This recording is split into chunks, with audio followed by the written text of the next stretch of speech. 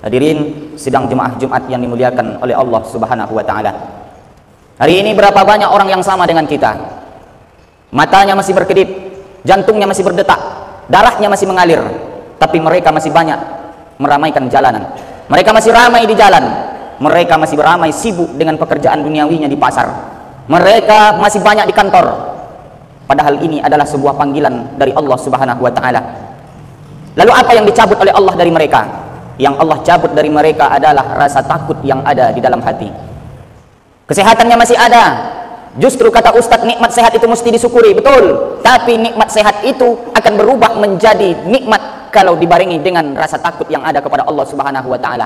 Berapa banyak orang yang sehat tapi tidak ada rasa takut yang ada di dalam hati, sehingga mereka masih sibuk dengan urusan duniawinya.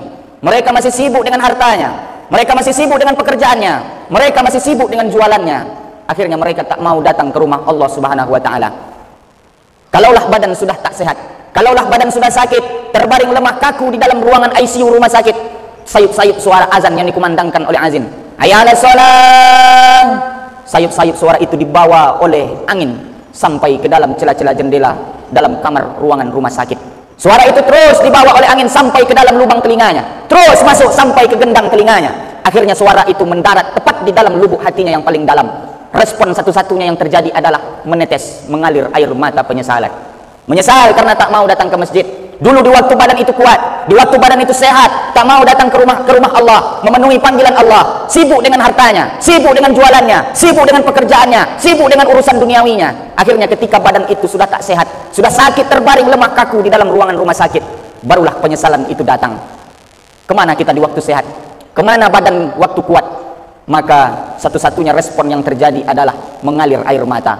Mulut tak bisa lagi bergerak, tangan tak bisa lagi mengulur, kaki tak bisa lagi melangkah, karena detik-detik malaikat maut datang ingin menjemput nyawa kita.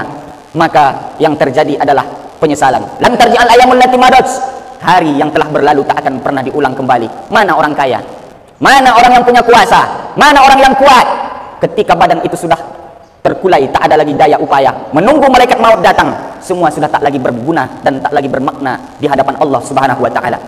Hari ini kita diwajibkan Allah datang 7 kali dalam sepekan, 7 hari dalam sepekan. Allah minta waktu kita kurang lebih 30 sampai 60 menit untuk datang memenuhi panggilan Allah. Sebuah kewajiban yang telah dititik beratkan Allah di atas pundak kita selaku orang yang beriman dan berakal sehat.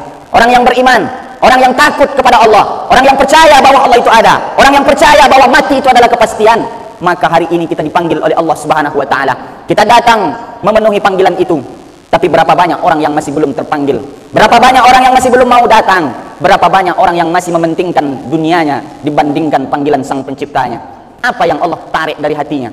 Yang Allah tutup adalah pintu hatinya. Khatamallahu ala qulubihim wa ala sam'ihim wa ala absarihim ghisawah. Allah tutup pintu hatinya. Allah kunci pintu hatinya, sehingga dengan pintu hati tertutup, mata pun ikut buta, telinga pun ikut tuli.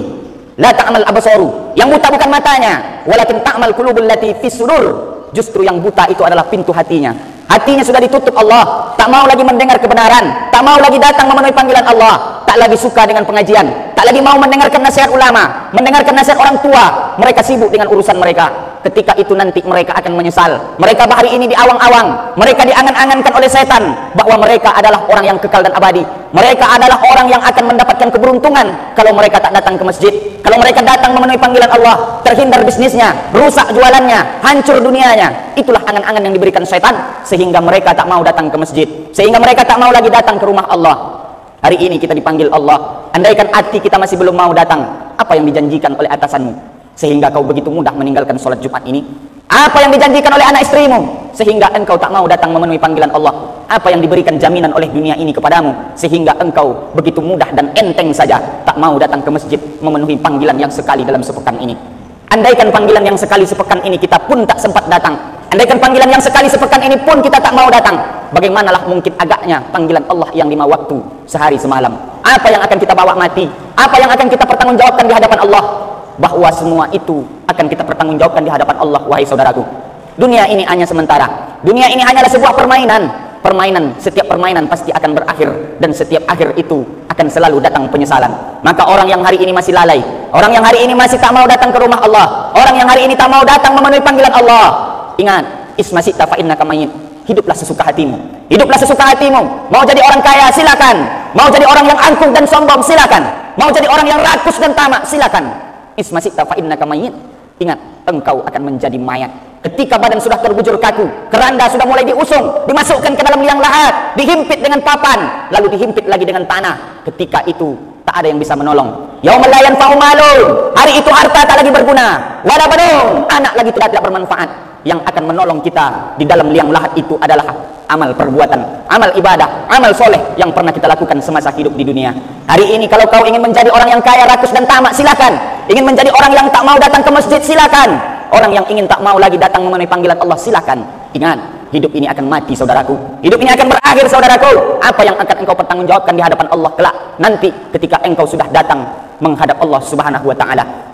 Maka hari ini, bapak-bapak, saudara-saudara yang masih ada di rumah Allah ini, lengkap sudah nikmat Allah diberikan kepada kita. Nikmat sehat, nikmat umur yang panjang, ditambah lagi yang paling besar nikmatnya adalah nikmat rasa takut yang masih ada di dalam hati. Makanya kita disuruh datang sekali dalam sepekan mendengarkan nasihat khatib, ittaqullah, takutlah kalian kepada Allah, haqqa tuqatih, sebenar-benar takut. Wala tamutunna illa wa antum muslimun, dan jangan pernah kalian mati dalam keadaan Islam. Jangan pernah kalian mati dalam keadaan la ilaha illallah. Jangan pernah kalian tinggalkan dunia ini dalam keadaan tidak beriman dan bertakwa kepada Allah Subhanahu wa taala. Nasihat itu yang penting kita dengarkan, saudaraku. Andaikan nasihat itu tak mau kita dengar, andaikan nasihat itu tak pernah kita dengar, lalu apalah agaknya yang akan kita bawa mati menghadap Allah Subhanahu wa taala. Maka syukuri nikmat itu. Kalau nikmat sehat diberikan Allah, syukur. Tapi nikmat sehat itu akan berubah menjadi laknat ketika tidak dibarengi dengan rasa takut kepada Allah Subhanahu wa taala. Kalau ada rasa sungkan di dalam hati, kalau sempat tak datang ke masjid, jagalah perasaan itu. Kalau masih ada rasa takut kalau Jumat tak datang ke masjid, jagalah perasaan itu. Turunkan ke anak cucu kita, karena perasaan rasa takut itulah yang akan membawa kita, menolong kita di hadapan Allah dan membawa kita ke dalam surganya bersama Sayyidina Muhammad sallallahu alaihi wasallam. Barakallahu li wa lakum fil Qur'anil azim wa nafa'ani minal ayati wa zikril hakim.